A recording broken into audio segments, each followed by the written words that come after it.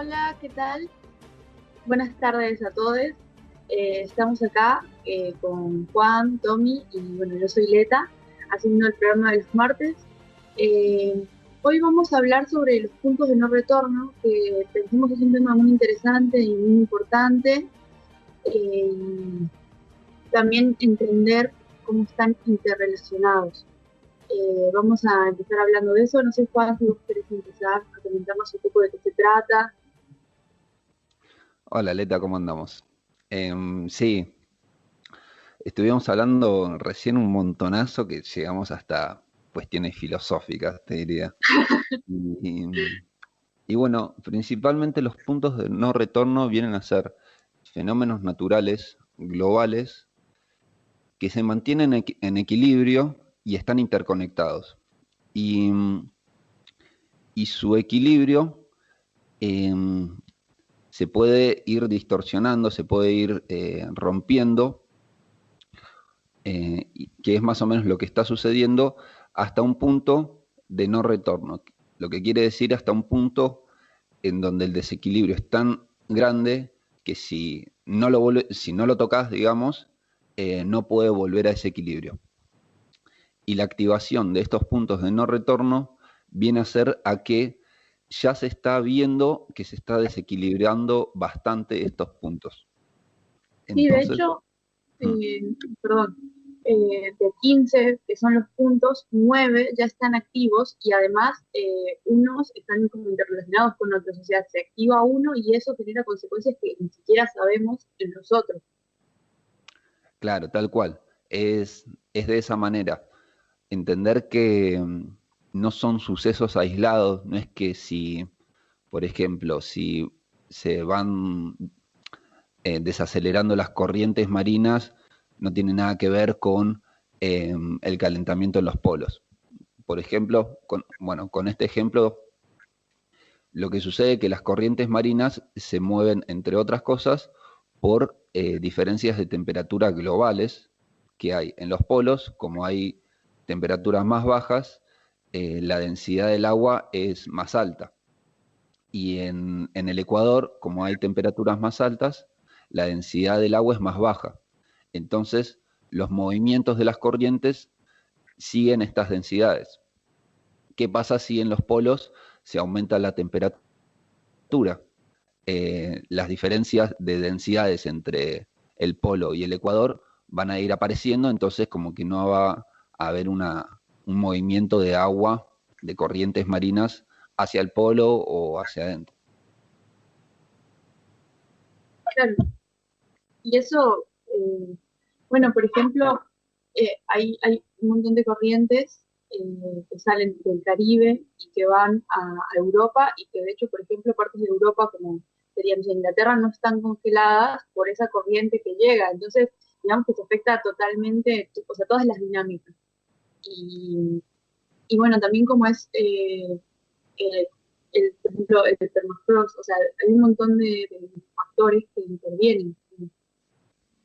Sí, sí, hay un montonazo. Mira, los que ahora se mostraron que están activos es la pérdida de hielo en el Ártico Occidental, en Groenlandia, en el este de la Antártida, en el oeste de la Antártida. Después voy a explicar por qué en el este y en el oeste, por qué lo dividimos así. En lo que venías diciendo, Leta, el derretimiento del permafrost en Siberia, incendios en el bosque boreal en Alaska, bueno, la deforestación en el Amazonas con sus respectivos incendios, la destrucción del arrecife de coral en Australia y lo que te acaba de decir, ay, no me sale. O sea, como que se van desacelerando las dinámicas de circulación del Atlántico. Y esto, cuando se publicó esto, todavía no había sucedido eh, el incendio de Australia.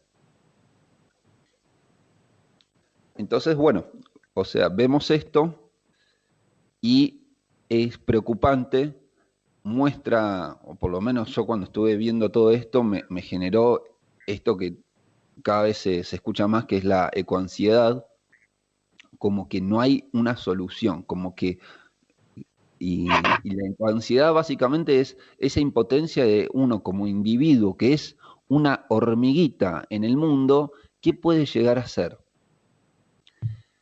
Y entre esto hay una frase de un japonés que se llama Masanobu Fukuoka, que trae algo muy lindo, que dice que la sanación de la tierra y la purificación del espíritu humano son un mismo proceso. Y es ahí cuando arrancamos a filosofar. Sí, de hecho, bueno, lo veníamos hablando antes, ¿no? Que nosotros hemos, o sea, como sociedad y como individuos, venimos con una carga cultural, ¿no? Con la cual se nos educa y que es, digamos, son paradigmas que se han formado a lo largo de siglos y en el pensar la naturaleza, ¿no? Como para explotarla, el depredar la naturaleza, son parte de ese paradigma cultural, ¿no? Entonces, si queremos cambiar la forma en que nos relacionamos con la naturaleza para también poder impedir o por lo menos dejar de ser tan destructivos, ¿no? eh, necesitamos cambiar nuestro paradigma, ¿no? Necesitamos cambiar la forma en que pensamos nuestra relación entre nosotros y con la naturaleza. Y por eso pensamos que es muy importante como entender cómo el regenerar la naturaleza y el regenerarnos a nosotros es un proceso que está conectado y que para poder hacerlo es necesario comprender y ver todas estas cosas que están pasando, por más que sea muy difícil. Y es como dices, o sea, de repente uno dice, bueno, no sé, para 2030 se van a activar tantos puntos de no retorno, o ya se activaron tantos, o como toda esa ansiedad que uno lleva adentro, pero sin embargo, también si lo entendemos, es desde donde podemos empezar, desde lo individual y también desde lo social, porque digamos, también son cosas que están conectadas, ¿no? O sea, uno es por la sociedad que lo rodea, pero también uno modifica esa sociedad en la que está, porque digamos la sociedad es un conjunto de todos nosotros, y bueno, con este ver lo que nos rodea podemos empezar a pensarlo de otra manera para cambiar el paradigma y que deje de ser así. Sí, sí. O sea, em, porque, a ver, uno cuando... son cosas, preguntas existenciales que uno se hace porque, creo yo, no soy filósofo ni en pedo, pero cuando uno se pregunta esas cosas existenciales de las crisis, las famosas crisis existenciales, básicamente se pregunta qué rol cumple en este mundo. Em, y me parece que lo importante es entender que eh, ese rol tiene que ir de la mano de un equilibrio con el planeta. Y bueno, y entonces ahí arranca. Entonces, ¿cómo hago? ¿Qué hago? ¿Pero qué tengo que hacer?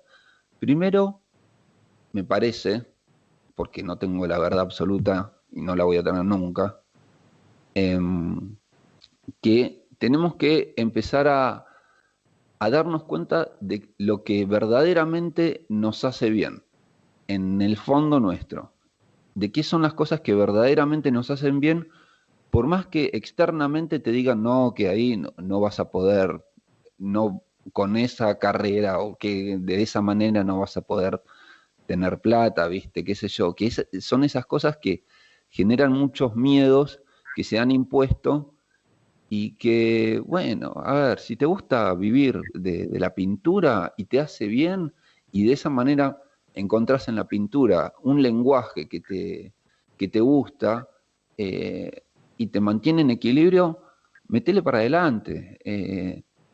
Porque estábamos hablando justo de eso con Tommy, Que que lo perdimos, no sé, ahora me voy a se fijar qué pasó. perdió. Se perdió en el camino, Bueno, ahora lo pero buscamos.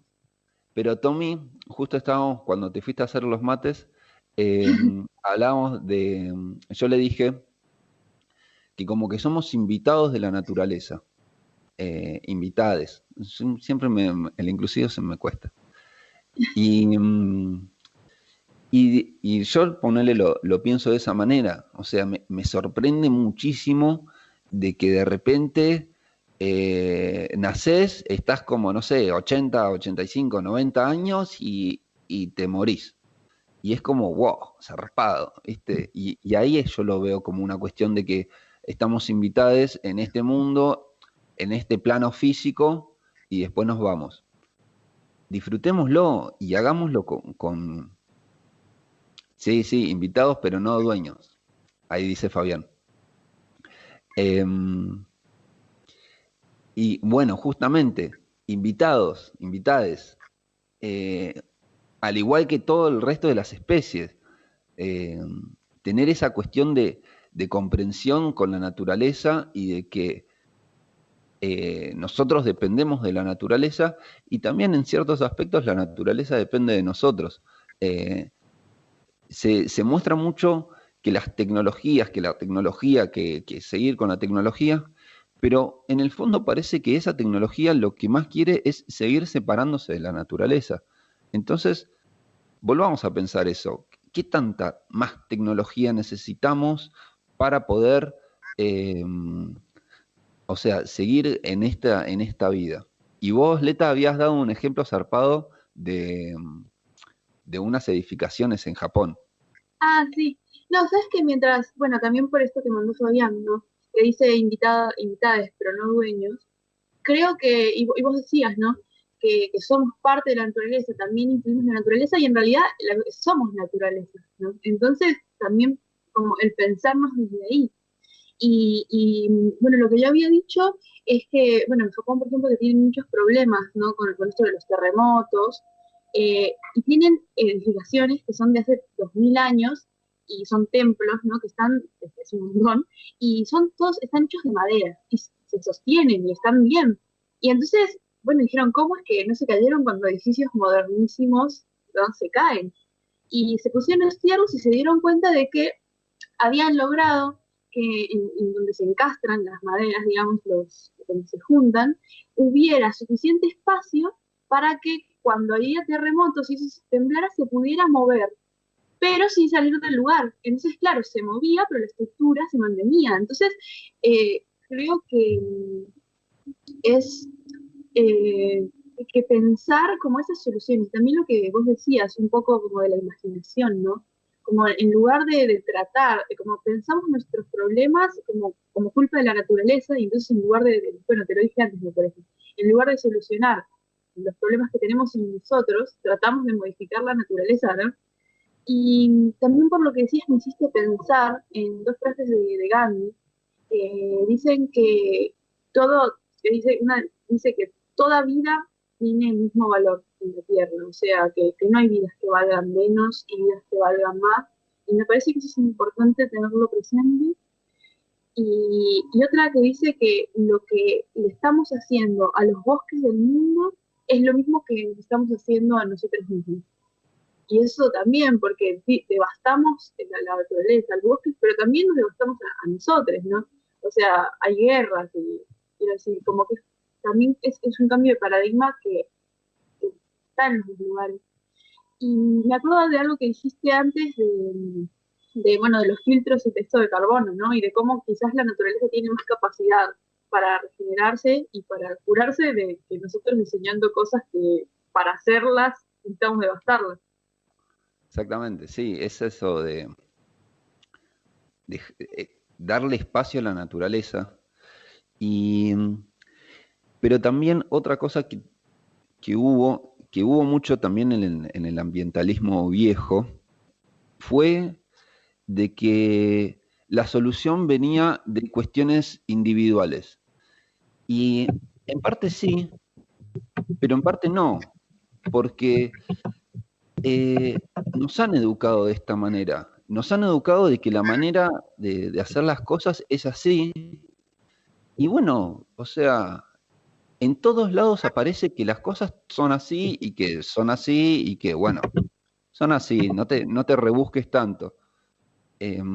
Entonces, muchas veces cuando alguien, no sé, ves que que no puede creer que dejaste de comer carne, o que te dice que yo no puedo dejar el queso, o que qué sé yo, no es una cuestión de que, de que no quiere ser bueno o de que no quiere ayudar, es que no tuvo, o sea, no todos somos hipócritas en algún lado, en algún momento. Y en realidad siempre vamos a ser hipócritas, porque somos así, pero eso tampoco nos justifica a seguir haciendo las cosas como las venimos haciendo. Esta educación que tuvimos, esta manera, todo el marketing que nos muestra que la felicidad viene por tener cuestiones materiales, eh, es algo que tiene mucho poder y que bueno, mucha gente cae y todos caemos en algún momento, todos estuvimos y,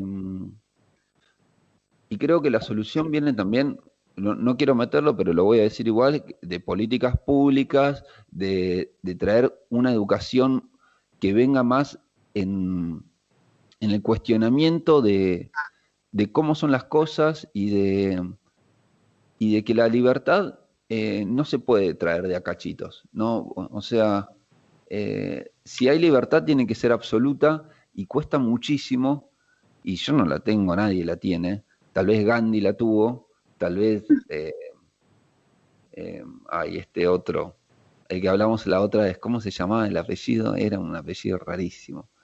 Y Krishnamurti. Mamutri, ahí Es, está. Ey, vamos mejorando, ¿eh? sí. Bueno, pero eh, eso, ¿entendés?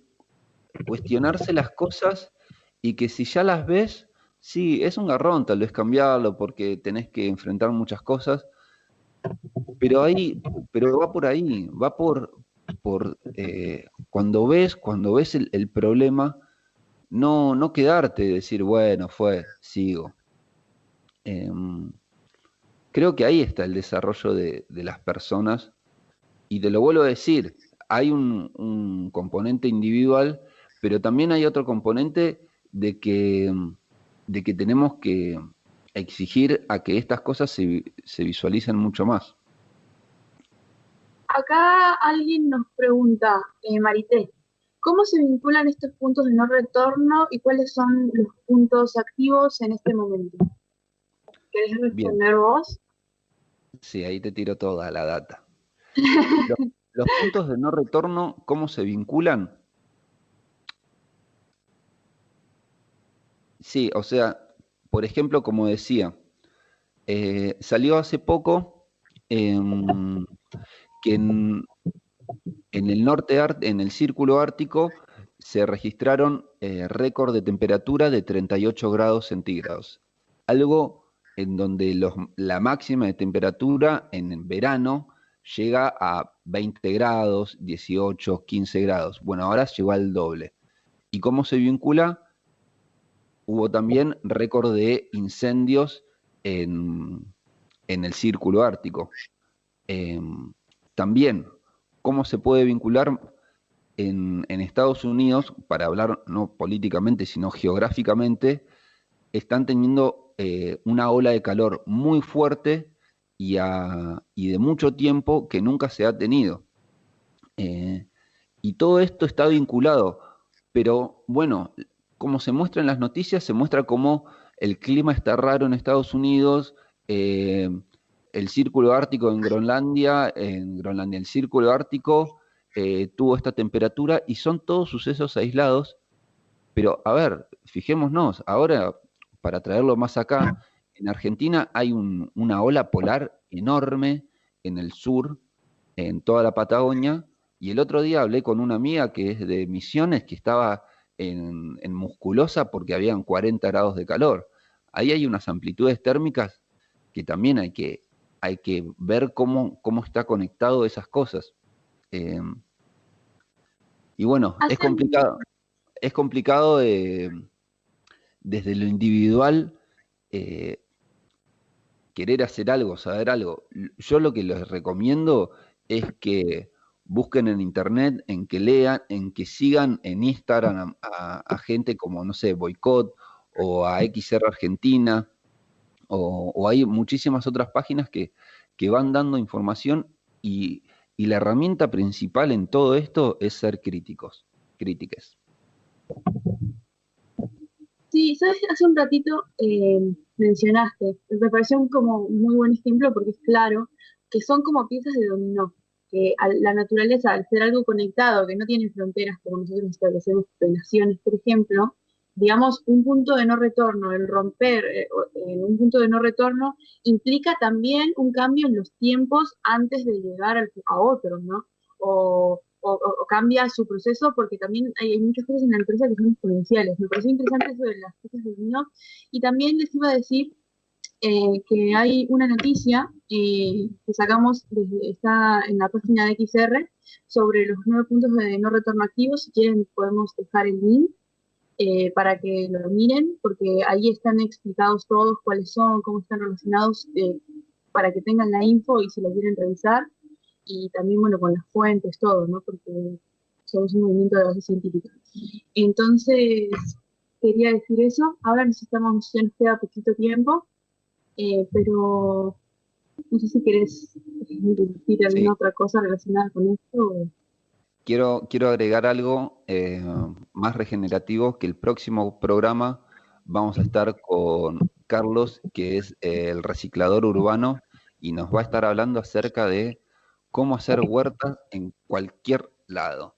Porque Carlos te hace una huerta, te planta tomates hasta adentro del baño. Y bueno, y él habla de eso, habla de que hay que hacer huertas, hay que hacer comidas en todos lados, agarrás un tachito, le pones tierra y y plantás semillas, plantás morrones, plantás tomates, acelgas, todo, tabaco, todo. Es una persona muy enérgica que, que bueno, que da muchas charlas y el martes que viene lo vamos a tener en el programa. Sí, qué bueno. Bueno, ahora sí yo creo que vamos cerrando. Mm. Creo que estuvo bueno hablar de esto y también como pensarlo desde el punto de vista de la cultura regenerativa, como pensar que todo el alcance que tiene, ¿no? Eh, y un gusto. Sí, sí, la verdad que eh, primero tenemos que sanar adentro para sanar afuera. Así que te mando un abrazo enorme, Leta. Muchas gracias, Dale, un abrazo. Radio Mantra, y nos vemos el próximo martes.